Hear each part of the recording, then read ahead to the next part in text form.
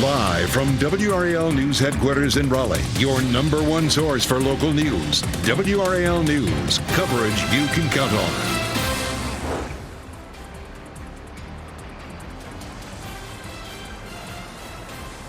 Cleanup underway. How people in Wilson County are picking up the pieces just one day after a storm tore through their neighborhood. And thankfully, it is a much quieter weather day today, although on the breezy side, I'll have an update on how many wind damage reports we had from yesterday, plus how long the winds will stay gusty here locally coming up. Also, appeal denied. What's next in the fight for a Raleigh HBCU's accreditation? Now here at noon, this is what many people in Wilson are dealing with today. Quite a mess. Take a look at some of this video behind me, dealing with the aftermath of the severe storms as they move through our area. Sky 5 over these homes. This is Bridgers Street, caused in some cases some really bad damage as limbs and trees fell on top of homes there. Thank you for joining us here at noon. I'm Dan Haggerty. WRAL's Heidi Kirk is getting a first-hand look at all of this. She is live there on Bridgers Street, talking to some people in that area. I can imagine they're pretty devastated by this. That's some pretty bad damage out there, Heidi. Dan, they are devastated, and this is not the first time that people in Wilson County have been through this. Take a look at just one home that we're standing in front of. The damage is severe. Many people forced out of their homes in this area after that storm tore through last night. Now go ahead and take a look at some of that video from Sky 5. This is this morning. We flew over Bridgers Street and some of these other neighborhoods in this area. Lots of homes damaged, debris. It really is far-reaching on this street and in this neighborhood. Now, of course, we spoke to other people who, of course, are thinking about the other storms that they've ridden out in this area. In fact, we're just about 20 miles away from where that EF3 tornado ripped through, damaging a school and many homes. We spoke with one person who's lived here on Bridgers Street for around 70 years, saying that this is the worst storm that he's ridden out here. My daughter called me from Greenwood. She said, "Daddy, that storm is right close to your house." So I closed all my doors going to the hallway, down the lane in the hall, and I heard that loud wind. I mean, it was like a roar. Now, I was out here last night. We heard from multiple people who said they thought this looked like a tornado ripped through the area.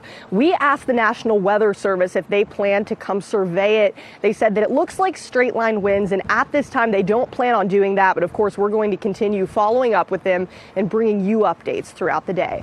Heidi Kirk, WRAL News in Wilson County. All right, thank you to Heidi. Amy Wilmoth joining me now. Yes, tornadoes are typically the thing that gets your attention, but these straight line winds can really do a lot of damage, and we have seen the number of incident reports really climb as we are now, about nearly 24 hours later as we're starting to assess all of this. Yeah, yesterday I left work at about 6 o'clock and we had 16 wind damage reports here locally. Well, that number has gone up as more reports continue to come in. This number continues to rise.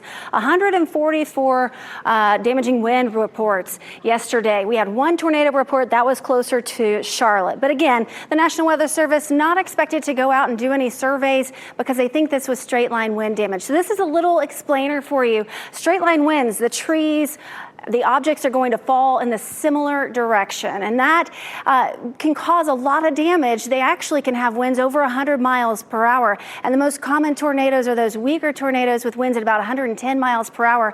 So oftentimes people can think it was a tornado, but it was actually straight line winds. Still cause a lot of damage. This is a photo of some straight line wind damage that we had in our area several years ago, of the trees all going in the same direction. Now with a tornado, things are kind of all over the place.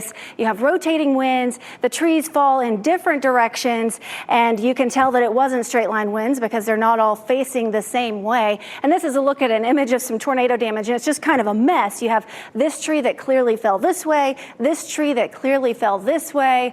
So you can see the difference between the different damaging winds damage and tornadic damage, but they can both cause so much damage, which we saw yesterday. It's still pretty blustery outside side, we have winds gusting at 30 miles per hour right now in Raleigh and Durham and in Rocky Mount, 32-mile-per-hour gusts in Fayetteville. And it'll stay pretty breezy throughout the day and cool, too. Temperatures will be in the 50s, but we have a big warm-up on the way. I'll show you when we get close to 80 coming up in just a little bit, Dan. We will talk to you then. Thank you. So we have some breaking news and more difficult news for a local HBCU. The appeal to fully reinstate St. Augustine University's accreditation was denied. WRAL's Destiny Patterson live outside of campus. So this comes after almost a week-long decision-making process from the board, and it is another hurdle, bump in the road, almost devastating bit of news for that university. Dan, I have been checking in with both the school and the accrediting board every day for the past week since a closed appeal hearing. And now we know that that is when the Southern Association of Colleges and Schools Commission on Colleges, that's when they made that decision to stand by its decision to revoke St. Aug's membership. Accreditation is tied to federal funding for student financial aid. The school previously said its $70 million deal with the stadium development firm would prove its long-term financial stability. But now the school says that deal is dead and will instead close on a separate loan for the same amount. Now, that money would be used to eliminate debt, invest in campus improvements, and help develop a long-term strategic plan. So now I'm working to find out more about this new loan, what it entails, who they're working with.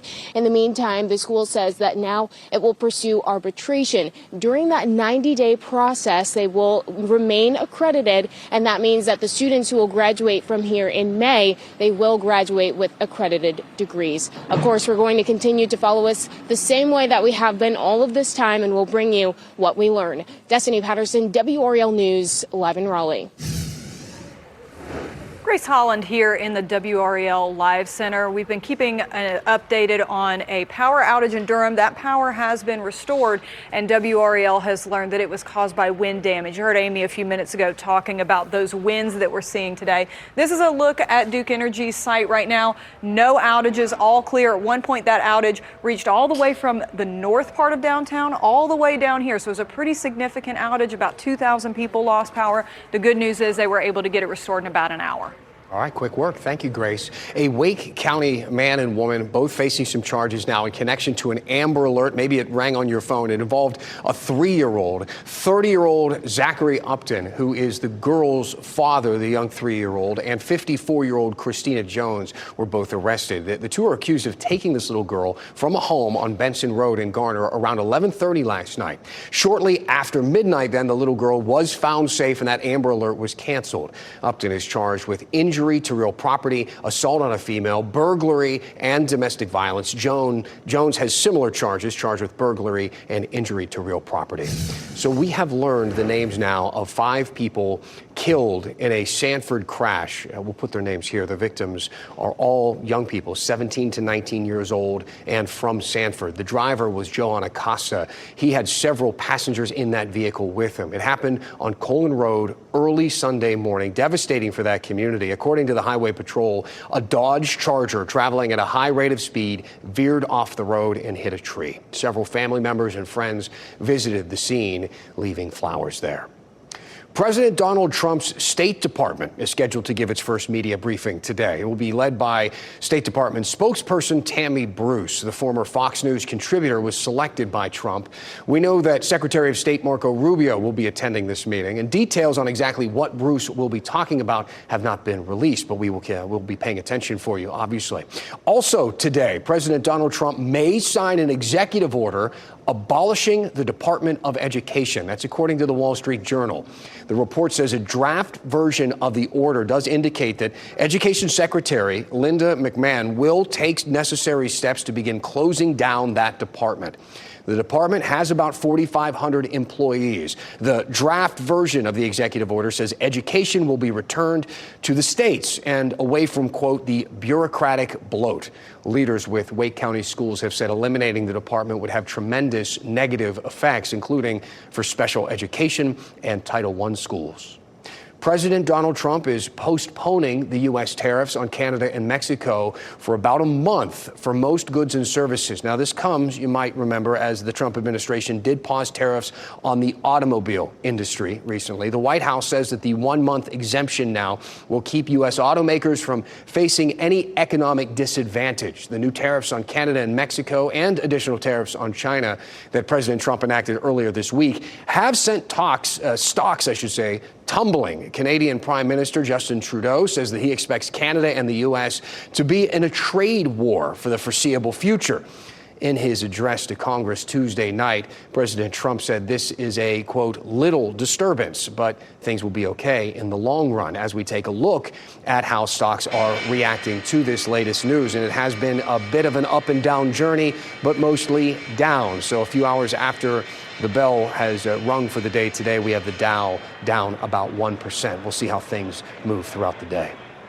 The road to the Stanley Cup playoffs coming right through your living room, live on WRAL tonight. The Carolina Hurricanes taking on the Boston Bruins. It's a home game at the Lenovo Center here in Raleigh. You can watch it though from your couch. You don't have to go down to the Lenovo Center. The Canes battling out a newly acquired superstar, Mikko Rantanen, fighting for the playoff spot in the East. Both teams have playoff contention here. You can join us at 7 o'clock on WRAL for the game, and beforehand for some pregame coverage leading up to face-off. Going to be an exciting night.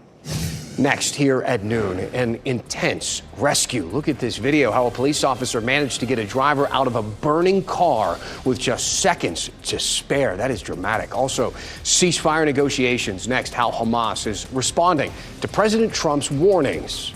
Plus, price changes, the latest weight loss drug company slashing prices, and who is eligible. Keep watching WRAL News over the air Channel 34 and Spectrum Channel 1257.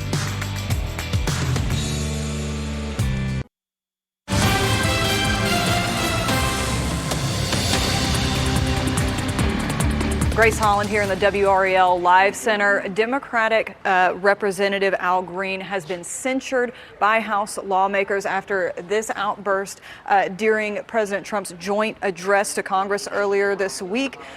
Green was escorted out of the chamber after that. Censure does not have a specific penalty and is historically rare in the House, but it has been used more frequently in the last years. You see Green here with that interruption. 10 Democrats joined House Republicans on that vote.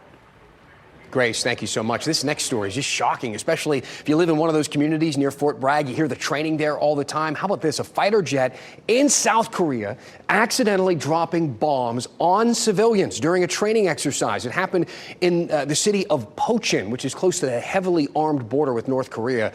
Officials do say 8 people were injured. No reports of casualties right now. The South Korean Air Force says it will establish a committee to investigate how and why this accident happened and examine the scale of the civilian damage there.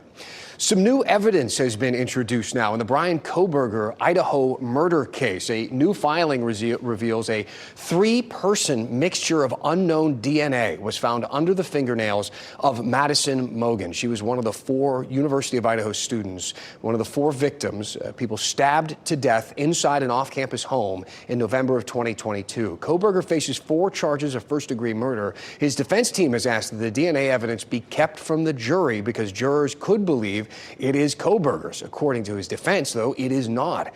Kohberger has pleaded not guilty. His trial is set to begin in August.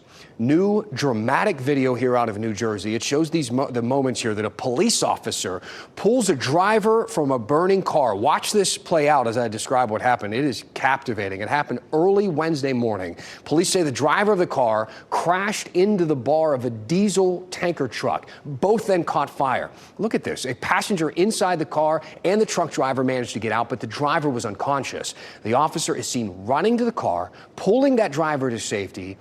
Luckily, he's doing okay, but I mean, wow. Everyone was taken to the hospital with non-life-threatening injuries. He saved that man's life, clearly.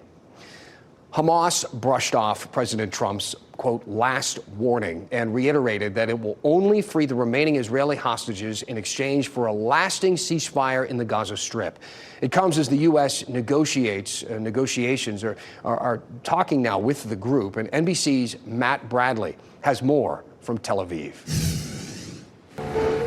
It's a diplomatic bombshell landing on the Middle East. Just yesterday, we heard the United States is actually speaking directly to Hamas, which is a designated terrorist group, not just by Israel, but by the United States and many European countries. They're the authors of those October 7th attacks that started the latest round of conflict in the Gaza Strip and here in Israel. And Caroline Leavitt, the spokeswoman for the White House, said that this was being done because the Trump envoy for hostage negotiations is allowed to speak to these terrorist organizations. Now, whether or not this actually gets anywhere, that's an entirely different question. It was accompanied by a threat that President Trump posted on his Truth social media company saying that Hamas should leave now while they have the chance, that he was giving Israel everything they could to destroy Hamas, and that Hamas needs to hand over all of the remaining hostages, of which there are nearly 60, 5 of whom are Americans, one of whom, of those Americans, Aiden Alexander, is thought to still be alive. Now, all of this comes at a critical moment in that treaty between Hamas and Israel. It looks as though while the Israelis want to try to extend the first phase of that treaty, which has seen swaps of hostages for Palestinian prisoners, Hamas has insisted that they move on to a more permanent truce and the eventual withdrawal of Israeli soldiers from the Gaza Strip. It looks as though if there is no agreement, we could see a renewed war in Gaza. Matt Bradley, NBC News, Tel Aviv. Let's hope that is not the case. Take a look at this. This is some video. Strong winds ripping through the Midwest earlier this week. Caught on camera here the moments a home was damaged in Oklahoma. Boy, oh boy. So you can see that fence got ripped away from the home. So the home slammed with debris. At least 2 people were killed in Mississippi from these storms. Some evening Mardi Gras celebrations in New Orleans were postponed due to that weather. And of course, that is the same storm system that then made its way right toward us, causing some damage here as well. Meteorologist Amy Wilmoth joining us now. So Amy, the sun is out. Things are looking beautiful once again. But that wind is going to be picking up and staying strong. That's right. We've had gusts over 30 miles per hour, and so still pretty blustery today, and it will stay rather breezy even into the overnight hours. So still a ways to go with some breezy conditions, but nothing compared to what we went through yesterday. A lot quieter today in that regards. In Apex, we have mainly cloudy skies. We have mostly cloudy skies here at the TV station. A little bit of sun trying to peek through the clouds in the gardens there. And then over downtown Raleigh, our Dix Park cam showing a mix of sun and clouds, but definitely quieter today compared to yesterday. It's cooler too. 50 degrees is the current temperature right now in Raleigh, Durham, and Rocky Mount. It's 52 in Fayetteville, still 40s in Southern Pines, Roxborough, and South Hill, and also Goldsboro. So very cool today. Temperatures are 15 to 20 degrees colder right now compared to this time yesterday. So certainly a different air mass in place, and it's because that cold front that brought the storms that moved through, and it brought the cooler air too. 53 for the afternoon high today. Our normal high is in the upper 50s to near 60 this time of year, so we're definitely below normal, and already it's 6, 7 o'clock, we're down into the 40s. So it's going to be a chilly night tonight. We're going to get down to near freezing overnight tonight. Take a look at the winds right now. Sustained at 11 miles per hour in Raleigh and Durham, gusting to 30. We have wind gusts at 30 in Rocky Mount, 32 mile per hour gusts in Fayetteville right now. So still pretty blustery out there. This is a look at the hour by hour wind gusts. It stays pretty windy with wind gusts 20 to 30 miles per hour at least through 7 p.m. And then by 8 p.m. it settles down a little bit, but still 10 to 20 mile per hour gusts overnight tonight. So it stays pretty breezy. Winds will settle down for the most part as we head into tomorrow. This is the next weather maker. It's a low pressure system that could bring us some rain as we wrap up the weekend. Now there's still some model question marks as to where exactly this low pressure system will set up. If it sets up more to the south, it's going to pull all this rain down with it. That's what some models are showing, but some models have it a little bit closer to us. So we're going with the chance for some scattered showers on Sunday.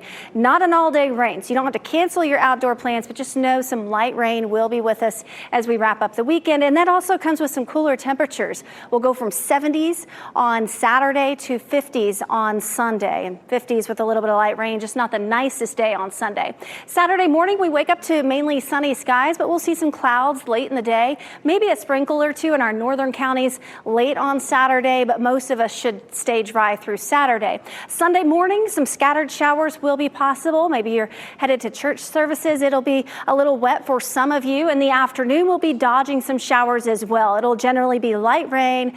It's not going to be widespread, so we don't have to, again, cancel your outdoor plans, but just want you to know we have that chance for some rain as we wrap up the weekend. Pretty nice today, but breezy, 53, a little bit milder tomorrow, 59, but then 73 Saturday. So Saturday is the pick day to be outdoors. It should be a nice day. Sunday, we'll have some scattered showers. It's cooler, 57 degrees, and look at the warm up, 79 by Wednesday. So definitely warming up next week. In the next half hour, we're going to take a look at the updated drought monitor that just came in. We'll have that for you, and latest on the rainfall totals from yesterday as well. I'm going to be cranky on Monday, when they change the clocks. I'm a mess. All right, coming up, lots more to talk about. Rampant robberies coming up on WRAL News at 4 o'clock. The FBI has made an arrest after a series of convenience store burglaries across the Triangle. Ahead, how police track down these suspects. And at 5 o'clock, predicting the long-term risks of mental health issues in kids. The new technology helping young people to identify those potential problems. Also, price cuts next here at noon. How much you could pay for a monthly dose of a popular weight loss drug and who it's available to. Also, sounding the siren. The Carolina Hurricanes fighting for a top spot in the Eastern Conference. Your chance to watch tonight's game on WRAL.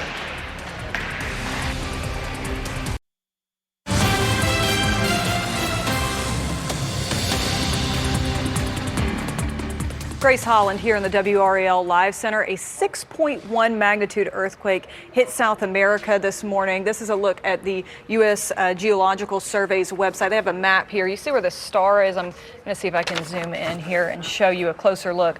So this is in Chile, the town of Antofagasta. It also affected some neighboring countries here, Bolivia and Argentina. No word yet on any injuries. A significant number there. All right. Speaking over to Graphic. Sorry, 5 on your side, Graphic. So drug maker Novo Nordisk said that they're going to cut the price of their popular weight loss drug Wegovy. The company will drop prices 23% for all doses. So the new monthly price is $499. That takes effect immediately, and it's down from $650. Novo said the new price is available to both the uninsured and people who have insurance that does not cover the weight loss drug. The move comes after Eli Lilly, the maker of Zepbound, also slashed prices. A little competition there in the market. Target is facing calls for a 40-day boycott over changes it's made to its DEI policies, diversity, equity, and inclusion. It was initiated by Reverend Jamal Bryant, who is a prominent pastor in Atlanta. It comes after the retailer announced efforts to end its DEI program back in January. Some black-owned businesses selling products through the company worry that this could hurt sales and their community. Helene relief money. Next, the decisions over how those funds will be used and the path for that spending bill in the General Assembly. And conference standings on the line. The Hurricanes have an important matchup tonight. How you can watch the action for free from your couch on WRAL.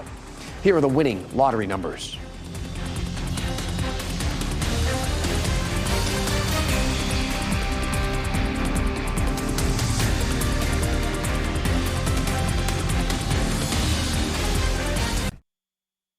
Shot in 4K ultra high definition. Your number one source for local news. WRAL News. Coverage you can count on. State lawmakers today got a big update on the recovery efforts in western North Carolina. They're not satisfied with the timeline they're seeing right now, as many parts of that area still working to clean things up after all of the widespread damage they saw. WRAL Capitol Bureau Chief, as we take a look at that damage, Laura Leslie, joining us now. Laura, you were at this meeting. You can give us an update, I guess, on where things stand right now. You know, Dan, it's just a basic fact that federal relief money moves slowly, and it comes with a lot of strings attached that require a lot of planning in advance. The state lawmakers today said they do have confidence in the experts that are leading the recovery efforts in western North Carolina, but they want it to get moving more quickly. The committee today heard from Stephanie McGarrett and Jonathan Krebs with GROW NC, the governor's recovery office. They said the earliest federal money for western North Carolina would show up will be sometime this summer. In the meantime, the relief package that state lawmakers are working on will provide state money to get the rebuilding process underway. That package includes $140 million for rebuilding homes that were damaged by Helene. Committee co-chairman Brendan Jones urged them not to repeat the mistakes that were made by Rebuild NC in eastern North Carolina. This state has picked away the taxpayers' money, and we're not going to do that again. We're asking you to help us help you make this work fast, make it work quick. We don't have 6 years to do this. One of the challenges that the recovery effort is facing right now is information. McGarrett told lawmakers some of the 28 affected counties still haven't given them a total number of homes that were damaged or destroyed. They think it's at least 74,000, which would make this recovery effort 5 times the size of the one for Matthew and Florence. Now, the state Senate approved its version of the spending relief bill yesterday. The state House leaders say they plan to give it final approval Tuesday and send it off to Governor Josh Stein, who is expected to sign it quickly to get the money flowing. Laura Leslie, WRAL News, live in Raleigh. All right, Laura, thank you. So tomorrow, Fort Bragg will officially recognize its name change back to Bragg. The 18th Airborne Corps will host a ceremony at 11 tomorrow morning to mark Fort Liberty's transition back to Fort Bragg. This time, Fort Bragg will be named in honor of Private First Class Roland Bragg, who rescued fellow paratroopers during World War II. The ceremony will include the unveiling of the new sign and the uncasing of the colors. Planners want some help reshaping the future of eastern Wake County. Around 16,000 people live in the area that's being developed there. The county is going to host a virtual community meeting tonight and talk about some of the priorities for this redevelopment. A plan for the region should be ready by late summer. Tonight, the Carolina Hurricanes back at the Lenovo Center. This is a special one, though. They're playing the Boston Bruins. It's a crucial game in the Eastern Conference standings, and you can watch it live on your TV or tablet, anywhere you can get WRAL. We are airing it. WRAL's Eric Miller spent the morning at the Lenovo Center to share the excitement.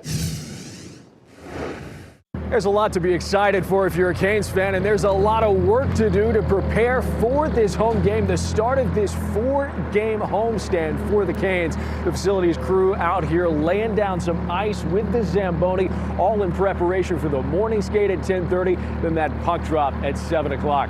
For those Canes fans, they're going to be looking out for a lot with this game tonight, particularly considering the Canes are in good standing right now. They're second in the division at this point and in line to make their 7th Stanley Cup playoff in a row. There are also those big names, including superstar Mikko Rantanen, joining this team after that blockbuster trade, that surprise trade just a month ago. Fans looking out to see how he gels and how this team can make things work ahead of the Stanley Cup playoffs. I think you just need a little more grit. I think Rantanen, he's big, strong. He'll help if Carrier can get back. He's a playoff player. Sometimes it may pay to pay up a little bit to get that key player that you need. I don't know. I think they'll have the Stanley Cup at the end of the year. Let's see. And of course, there's another thing here. There's that trade deadline. That is going to be tomorrow at 3 o'clock. Fans will be looking very closely to see if this team is going to make any last-minute changes to their roster while they still can. In Raleigh, Eric Miller, WRAL News. Oh my gosh, I'm so jealous. You got to ride the Zamboni? That's incredible. Eric, way to go. So again, you can watch the Hurricanes battle it out with the Boston Bruins. Big game right here on WRAL starting tonight at 7 o'clock. Wake County Schools celebrating School Breakfast Week this week. This year's theme is Clue in the School Breakfast. So the school district serves students breakfast daily that meet federal nutrition standards. And today we stopped in at Walnut Creek Middle School, where they have the breakfast in the classroom. Kiosks are in the classroom hallways for students to pick up their food on their way to class. It's important for students to eat breakfast because it improves academic success. It's studies that show that performance improves on math and science. In addition, it decreases absenteeism because students come to school feeling better and able to perform in the classroom. Walnut Creek is one of 8 schools who use the Breakfast in the Classroom initiative. For the first time in 3 years, next, when and where you'll be able to spot the lunar eclipse in the skies. Plus, be prepared next to TSA's advice if you plan on catching a flight this month.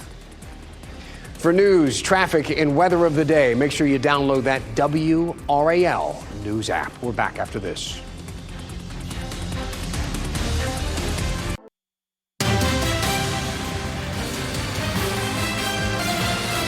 Welcome back. Our Teacher of the Week shares a connection, a unique connection with all of her students at J.R. Ingram Elementary School in Lee County.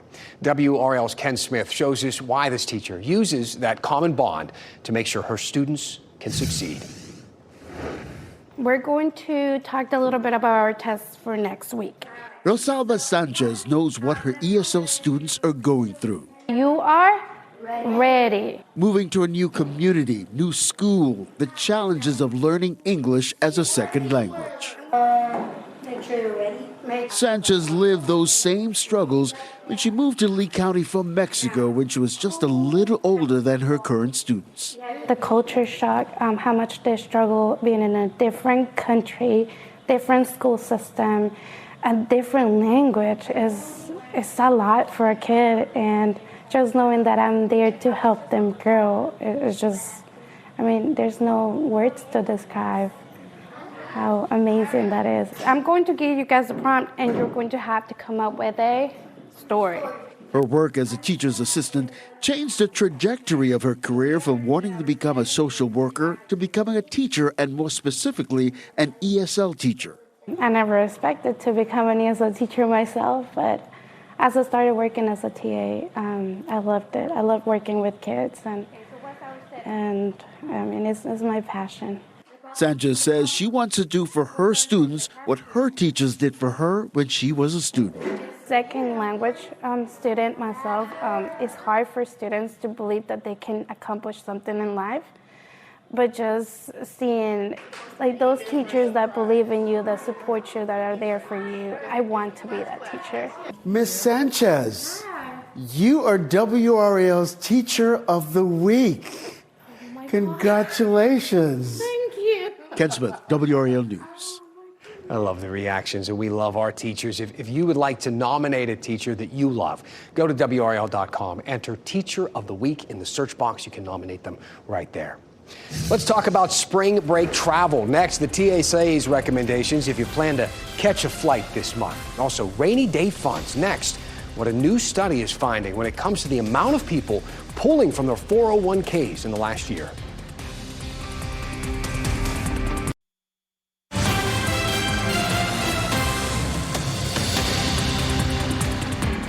Here in the WRAL Live Center, we are following some breaking news in the western part of our state. One person is dead after a car crashed into a laundromat in Statesville and caught fire. So this is over here west of Raleigh, just a little bit north of Charlotte. That's Statesville and Iredell County. Here's a street view look of that laundromat there. This happened at just after 10:15 this morning. First responders went to the laundromat. They were called there for a structural collapse. When they got there, that's when they found that car in the building and the building on fire. They did find the person inside that car dead, but they said that there was no other injuries, and the investigation into what exactly happened here is still ongoing. Yes, my goodness, how tragic. Grace, thank you. Customs and Border Patrol is reminding travelers that it's illegal to bring eggs into the U.S. Keep this in mind, folks. Egg seizures are up right now 30% at all ports of entry. Usually it's Americans bringing a few eggs back from a trip maybe that they forgot they had. I'm not sure how you would forget that you had eggs on you. Anyhow, bringing in illegal eggs, whether on purpose or by accident, comes with a $300 fine, which is oddly just a few bucks over how much a carton of eggs costs nowadays. So the TSA's busy travel season starts right now, today. The agency says that the peak spring break travel period will run now through March 24th, and they're expecting a lot of travel. They think air travel numbers are going to jump by about 5% during this time. Leaders ask you to pack smart, to arrive early, to have a valid ID, which might mean one of those real IDs. Keep that in mind. That deadline's coming up. And to be patient, because it can be busy out there.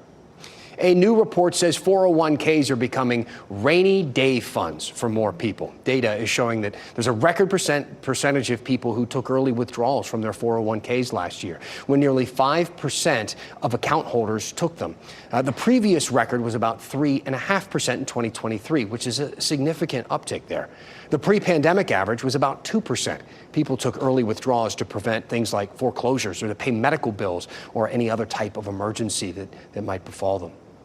Free legal answers are just a phone call away tomorrow. Lawyers on Call. It's an annual volunteer program where you can call in and talk to a lawyer to get legal answers, information, and resources, and it is completely free. The number to call is on your screen right now. Go ahead and take a picture with your phone or jot it down. We are going to have volunteers here at WRAL answering your calls. Again, it is tomorrow from 10 a.m. until 7 p.m. Imagine buying a brand new SUV for $70,000. Now imagine being hit with problem after you purchase it less than a month later. That's what Sherry Mills says has happened to her. The Rocky Mount business owner purchased a Lincoln Nautilus last September. That's a nice ride. Mills had trouble with the digital dashboard first, then the battery dying unexpectedly, and some lighting problems. That's when she reached out to 5 on Your Side. I have been stressed because I just couldn't. I was like, I can't imagine to pay for something that's not working. And if I don't pay for it, it's going to go on my credit. There you have it. But because she reached out to 5 on Your Side, we got her some results. So tonight at 6 o'clock, hear how we stepped in to make sure she could get her money back, and her message to others who buy new vehicles and then turn up having some problems with it. Yeah, that can be really frustrating. All right, Amy Wilmoth joining us now as we take a live look outside downtown Cary Park, one of my favorite places to be, especially on a beautiful day. But we do have to emphasize it's going to be a windy one today. That's right. It is still pretty windy outside, and that's because we have low pressure to the north. Winds flow counterclockwise around that. And then we have high pressure to the south. The winds flow clockwise around that. And it just funnels in this northwesterly flow. So it's not only breezy today, but it's also cooler. 50 degrees is the current temperature at RDU. Winds are sustained out of the northwest at 11 miles per hour, but we have gusts up to 30 miles per hour. So certainly on the breezy side, and not too surprising, I guess. It's generally March and April, the 2 months that have the highest average wind speed. So this is a look at the monthly average wind speed, and it's the next couple of months typically our windiest times in the triangle. So certainly breezy out there and cool. 53 for the high today in Raleigh, 52 in Durham, 56 in Fayetteville. Much quieter day compared to yesterday, although still a little bit breezy. It's a big night tonight on WRAL, the Canes. You can watch it on WRAL. If you are planning to tailgate, it is going to be on the cool side before the game. Temperatures will be in the low 50s at 4 and 5 o'clock, and then in the upper 40s by 6 o'clock. And there will be a little bit of a breeze. So if you are going to be tailgating, you might want to make sure the tents are secured and maybe the table settings are secured as well. It'll be a little breezy for that. And then it gets cold overnight tonight. Temperatures down to around freezing across the area. 33 in Raleigh, 32 in Durham, and 33 in Fayetteville. So a cold start to the day tomorrow. We have an update on our drought status, and the drought has worsened, especially in our southwestern counties. But something to keep in mind is this does not take into account the rain that we had yesterday. So I think that next week's drought monitor will look better. This is the rainfall that we had yesterday, over an inch at RDU, over an inch in Durham, over an inch in Fayetteville, and some areas had over 2 inches of rain in the purple shaded region. So that was some good rain that we had yesterday, and we actually have some more on the way. Unfortunately, it's for the weekend. It's dry Saturday, so outdoor plans are a go on Saturday, but Sunday we have some scattered showers in the forecast. The rain chance isn't super high. It's a 40% chance, and it won't be an all-day rain event, but we will have some scattered showers as we wrap up the weekend, and maybe an isolated shower Saturday night. So a little bit more rain headed our way. We're not going to get a ton of rain out of this next system that arrives. This is the rain potential that takes us through Sunday. And this region here, which includes all of the triangle, it's just a trace to maybe 1/100 of an inch, so that's not much at all, up to maybe 1/10 of an inch in our southern counties. And then as you get closer to the coast, they'll be closer to the low pressure system. They could see maybe up to about 1/4 of an inch of rain. So not a ton of rain, but it could impact your weekend plans. You might need to go inside occasionally on Sunday, but it's generally just some light rain, certainly nothing severe. Nice and quiet today, aside from the breezy conditions, 53 for the high, and then cold tonight, 59 for the high Friday. Saturday really is going to be a nice day to get outside, 73 for the high, and then cooler with some rain on Sunday. Look at the huge warm up next week. I'm looking forward to this, 74 on Tuesday and getting close to 80 by Wednesday, Dan. The pools, open the pools, I'm ready. All right, growing the nest, the first images of Jackie and Shadow's eaglets that were born this week as they await another egg to hatch. And here's your winning Powerball numbers. I did not win, for the record, yet again.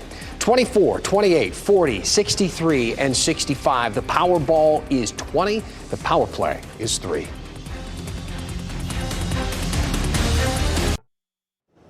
As we wrap things up here, we're going to give you a look at some of the headlines that we're following today.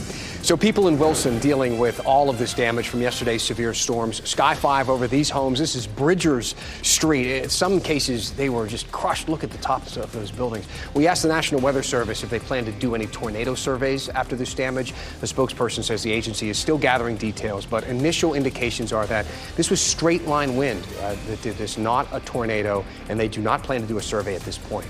Some breaking news. The appeal to fully reinstate St. Augustine University's accreditation was denied. This is a major blow. Accreditation is tied to federal funding for student financial aid. The school previously said its $70 million deal with a stadium development firm would prove its long-term financial stability. But now the school says that deal is dead and will instead close on a separate loan for the same amount. So it's a big night for the Carolina Hurricanes taking on the Boston Bruins at home at the Lenovo Center. But the biggest part about it is you can watch it from your couch right here on WRAL tonight at 7 o'clock. The game will be live. Check out the puck drop. Join us starting at 4 o'clock for some pregame coverage leading to the face-off. March's full moon is called a worm moon, and it's extra special because it will be a total lunar eclipse. The first full lunar eclipse is in nearly 3 years to be visible across the U.S. So it's next Friday, March 14th. The moon will look like a striking red color. It'll be beautiful. A total eclipse happens when the moon is full and then aligns perfectly with the Earth and Sun. Unlike a total solar eclipse, this celestial event doesn't require any special glasses. You can just go out and enjoy.